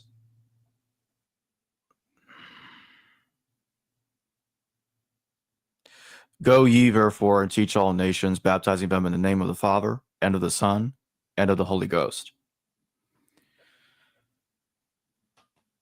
So that's how the Trinity is articulated now, almost. The only difference is Matthew doesn't explicitly state that they're three in one person, but in later interpretation, that's exactly how it's taken. That these are three forms of the same entity. I just realized this is Guthrie. That super chat was like, Guthrie is a good start. And my dumb ass goes, there's an interest. I got a book that I want to point out, and I pulled this off, and this is Guthrie. I was like, oh shit.